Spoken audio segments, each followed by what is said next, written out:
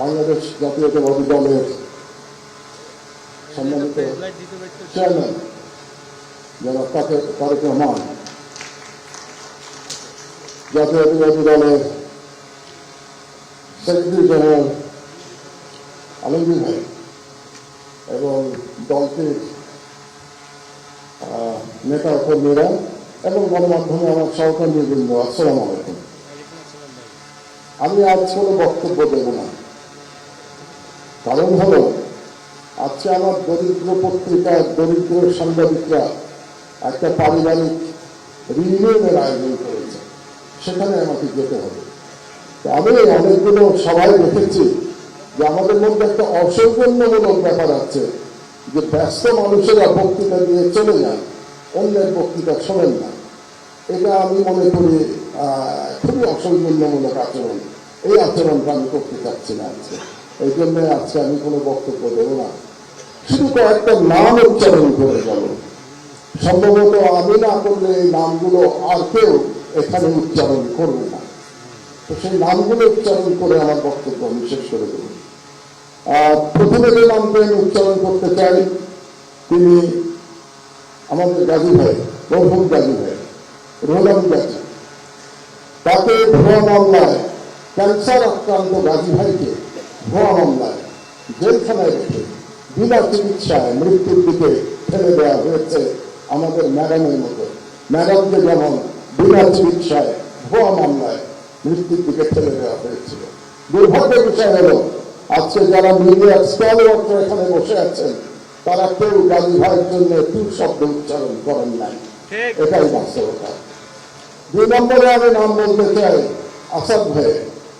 আসাদ ভাইকে আমাদের মধ্যে প্রবীণতম সম্পাদক, তাকে ছাত্রলীগের গুন্ডারা অফিসে ঢুকে দাড়ি ধরে নামিয়ে পুলিশের কাছে তুলে দিয়েছে এবং বছরের পর বছর তিনি জেলে থেকেছেন।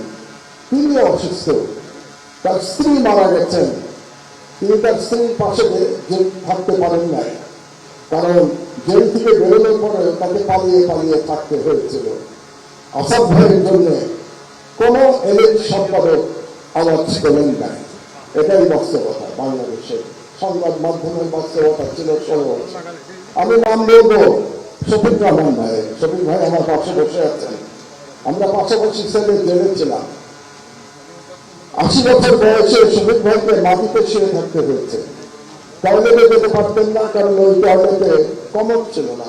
বেশ কিছু দিন শীতের মধ্যে মাটিতে পড়ে থাকতে হয়েছে, উনি উঠতে পারেন না। তারপরে যখন আমার পাশের রুমে আসলেন, ওনাকে ধরে ধরে আমরা ব্রেকফাস্ট করতে, দুপুরে খেতে আমরা একসাথে যেতাম, কত গল্প করেছি। শফিক রহমানের জন্য কেউ আপনারা দাঁড়ান নাই, এটাই ছিল ফাঁসিবাদের চরিত্র। আরেকজনের নাম বলি অনেক সরোয়ার। তার অপরাধ ছিল তিনি আজকের দিনে, আজকে প্রধান ব্যক্তি তারেক রহমান সাহেবের একটা বক্তৃতা তিনি লাইভ চালিয়েছিলেন। এই অপরাধে তাকে 1 বছর প্রায় জেলে থাকতে হয়েছে। তার কোম্পানির চিফকে আমি সালাম সাহেবকে এখানে দেখতে পাচ্ছি। শুধু তাই না, তার বোনকে ভুয়া মামলায়, ড্রাগের মামলায় একজন মহিলাকে, একজন গৃহবধূকে মাসের পর মাস জেলে থাকতে হয়েছে। সংবাদ মাধ্যমের বিবেক জাগ্রত হয় না, এটাই বাংলাদেশের সংবাদ মাধ্যমের ইতিহাস। তো এই নামগুলো আমি বললাম এই জন্যে, আমি শিওর আমি না বললে আজকে বুকে হাত দিয়ে প্রত্যেকে বলতে পারবেন কেউ আপনারা এদের নাম বলতেন না আজকে, এই জন্যই আমি এই নামগুলো বললাম। আর আমি জনাব তারেক রহমানকে একটা ছোট্ট পরামর্শ দিয়েই বক্তব্য শেষ করবো। 1 মিনিট। শেখ মুজিবুর রহমান মুক্তিযুদ্ধের সাথে জড়িত ছিলেন না, তিনি জানতেন না মুক্তিযুদ্ধ কিভাবে হয়েছে, এবং তিনি ফিরে এসে জানার চেষ্টা করেন নাই মুক্তিযুদ্ধ কিভাবে হয়েছে। তাকে আওয়ামী লীগের লোকজন যা বলেছে এবং ভারতীয় পক্ষ যা বলেছে সেটাকেই তিনি ধরে নিয়েছিলেন, এটাই মুক্তিযুদ্ধের ইতিহাস ছিল। এই জন্যই তিনি ব্যর্থ হয়েছিলেন।